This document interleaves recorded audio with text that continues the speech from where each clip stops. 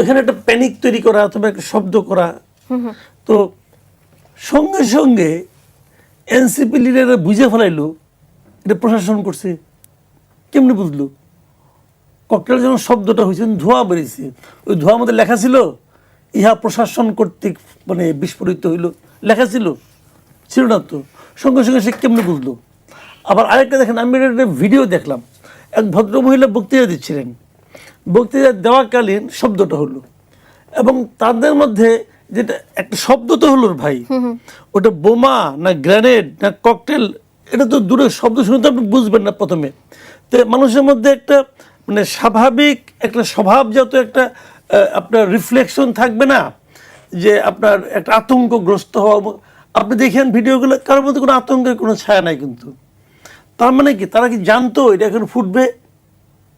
তারা কি অপেক্ষা করছিল ফুটার জন্য? কিন্তু তাদেরকে এবং ককটেল ফোটার পর বা আপনি যার কথা বলছেন ওখানে হামলা হওয়ার পর কিন্তু আমরা দৌড়াদৌড়ি করতে দেখেছি। ওটা তো আরো অনেক পরের ভাই, বক্তৃতা নেতারা না, বক্তৃতা চলাকালীন একজন নেতা ওখান থেকে ধরে নাই, তারা বক্তৃতা চালিয়ে যাচ্ছিল।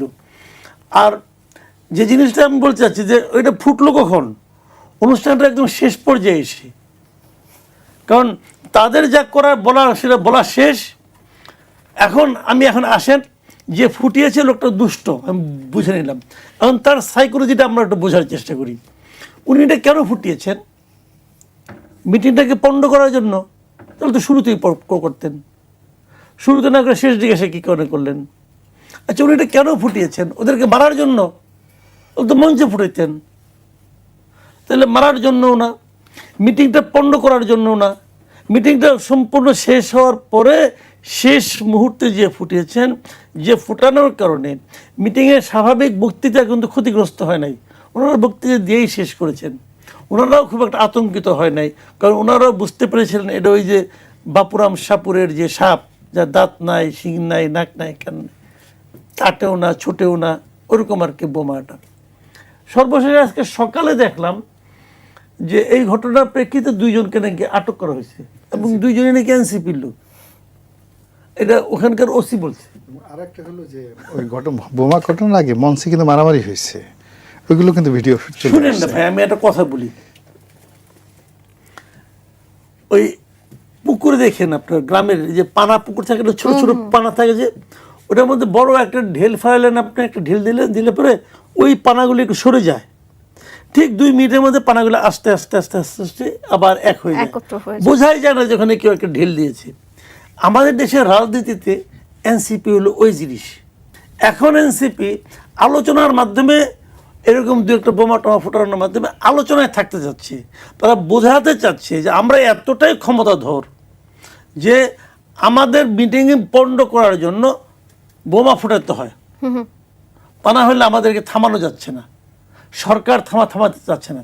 আরে ভাই, সরকার তো লাগবে না, ওরা তো সবসময় আতঙ্কে থাকে যে দল নিষিদ্ধ সেই দল নিয়েই।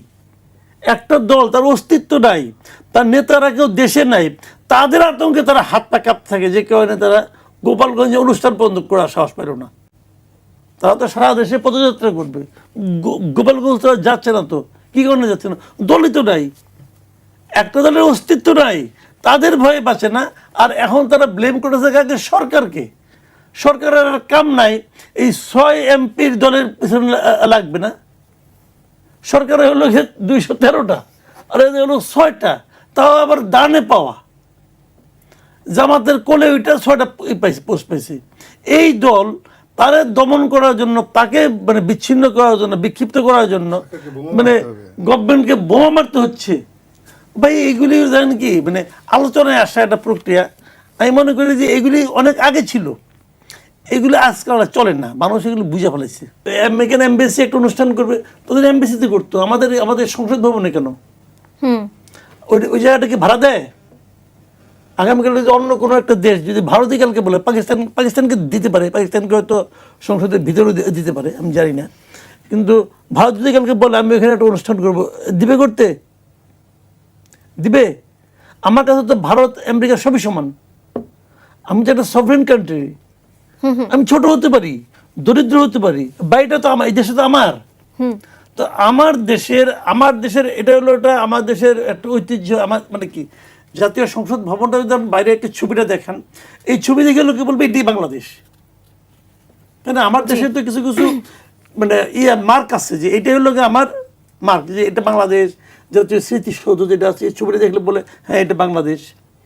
এই ভবনের ছবিটা দেখলে বলে বাংলাদেশ। এখন এই ভবনের সামনে আপনি মার্কিন যুক্তরাষ্ট্রকে একটা অনুষ্ঠান করতে দিয়েছেন কেন? আপনি কেন দিয়েছেন? এটা দিতে পারেন না আপনি। মার্কিন যুক্তরাষ্ট্রের যে রাষ্ট্রদূত, তার পজিশনটা কি? সে তো জয়েন্ট সেক্রেটারি লেভেলের একজন লোক। আচ্ছা, আপনি একটা হাইপোথেটিক্যাল কথা ভাবেন তো, এই ঘটনাটা যদি 2023-24 আগে হতো, যে বাংলাদেশের জাতীয় সংসদের দক্ষিণ প্লাজায় ভারত তাদের স্বাধীনতা দিবস উদযাপন করতেছে, যদি হইতো, এই বিএনপি, এই জামাত তারা কি করতো? হ্যাঁ, তারা হাসিনার পতন হতো না। না না, তা বলছি না আমি। যদি যেটা করতো তাহলে তারা কি রিয়াকশনটা শো করতো?